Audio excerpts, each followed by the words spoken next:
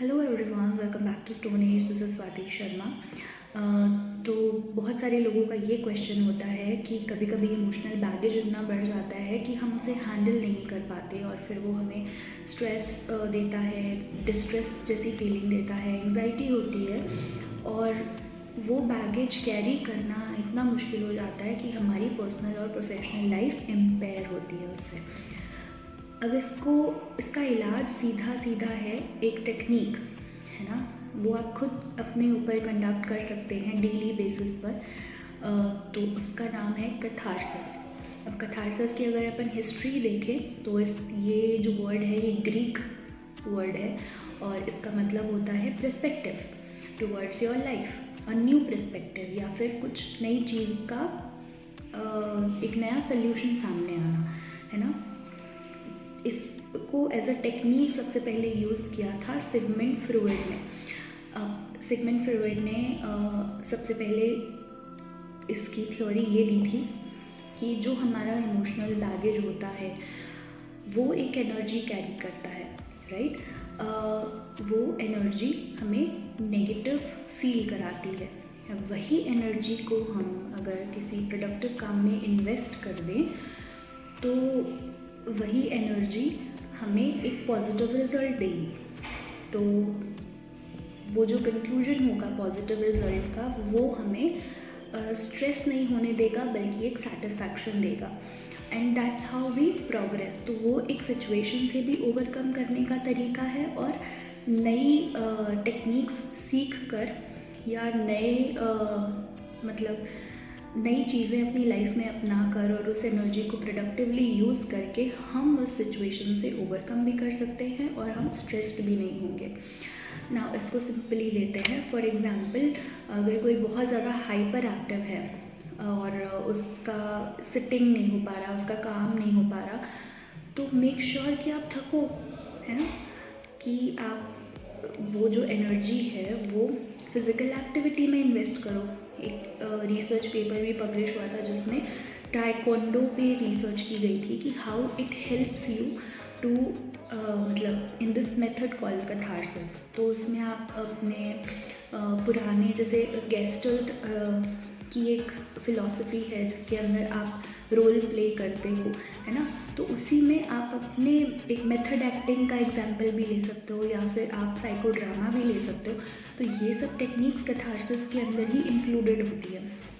अब आप करते क्या हो कि आपने जो फील किया उसको आपने अपने काम में अप्लाई करना स्टार्ट कर दिया। फॉर एग्जाम्पल वाइल फाइटिंग या वाइल ट्रेनिंग आपने वो सारी एनर्जी चैनल की जो आपको परेशान करती है, जो आपको स्ट्रेस दे रही है और आपको एंग्जाइटी दे रही है, वो आपने सारी चैनल की और वहीं उसी ट्रेनिंग में आपने वो एनर्जी को इन्वेस्ट कर दिया।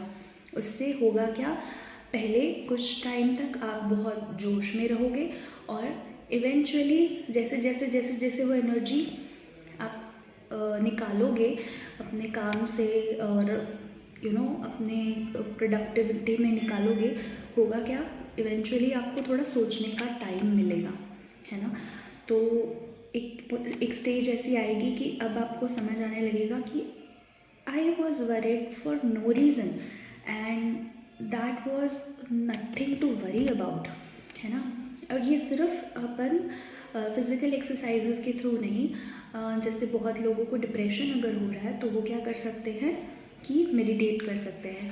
मेडिटेट करने से क्या होगा कि आपके थॉट्स जो होंगे वो कुछ देर तो लाउड होंगे similar to that physical activity, और फिर उसके बाद में धीरे धीरे धीरे धीरे वो शांत होने लगेंगे। तो इट्स लाइक अ वेव कि वो आपका स्टार्ट तो होगा कि परसिस्टेंटली कि ओके ये फील हो रहा है, ये फील हो रहा है, बहुत लाउड थॉट्स है, हैंडल नहीं हो पा रहा, वो पीक तक पहुंचने पे और जब तक वो कंसिस्टेंट रहता है तब तक के लिए बस आपको हैंडल करना है। उसके बाद वो जो फीलिंग है वो टेम्पररी है तो वो ढलना शुरू हो जाएगी इवेंचुअली।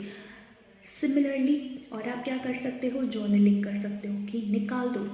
जैसे हम कुछ पॉइजनस खा लेते हैं और हमें फूड पॉइजनिंग हो जाती है तो हम क्या करते हैं, बहुत सारा पानी पीते हैं और हम गार्गल करके वो चीज़ उल्टी करते हैं, वॉमिट करते हैं जानबूझ के। सिमिलरली ऐसे थॉट्स जो आपके लिए टॉक्सिक हो रहे हैं उनको एक पेन पेपर पे निकालो, है ना, उस पर सारी फीलिंग्स निकाल दो। तो लिखते टाइम क्या होगा कि शुरू में आपको बहुत ज़्यादा बैगेज और ऐसे ब्लॉक्ड फील होगा, बट आफ्टर सम टाइम जब आप डिक्लटर करने लगोगे सारी चीज़ें, फिर आपको इवेंचुअली सोल्यूशन भी मिल जाएगा और एंड में आते आते आप वो जो जर्नलिंग होगी थोड़े टाइम बाद ऑफ कोर्स वो ग्रैटिट्यूड पे एंड होना स्टार्ट हो जाएगी या फिर एक पॉजिटिव नोट पे एंड होना स्टार्ट हो जाएगी, एंड यू विल अंडरस्टैंड कि उसमें पॉजिटिविटी क्या थी। वो जो सिचुएशन जो आपके साथ गलत हुई उसमें आपके लिए एक लेसन छुपा था, या आपके लिए एक तरीके से वो एक टॉनिक की तरह काम किया कि अगर वो नहीं हुआ होता तो आज मैं लाइफ के इस स्टेज पर नहीं होता, है ना। बहुत सारे लोग सोशल मीडिया पे होते हैं या फिर किसी की पर्सनल लाइफ इतनी ज़्यादा मतलब ट्रॉमेटिक रही है और फिर वो जब उन चीज़ों से निकल कर आते हैं तो वो सारी जो ट्रॉमेटिक चीज़ें थी वो उनके लिए एक इंस्पिरेशन बन जाती है। So that's how you have to deal with your emotion and that's how you have to deal with your trauma, कि वो आपके लिए एक नेगेटिव ज़रिया नहीं बन जाए आपकी लाइफ जीने का, बट आपको एक नया पर्सपेक्टिव दे लाइफ में।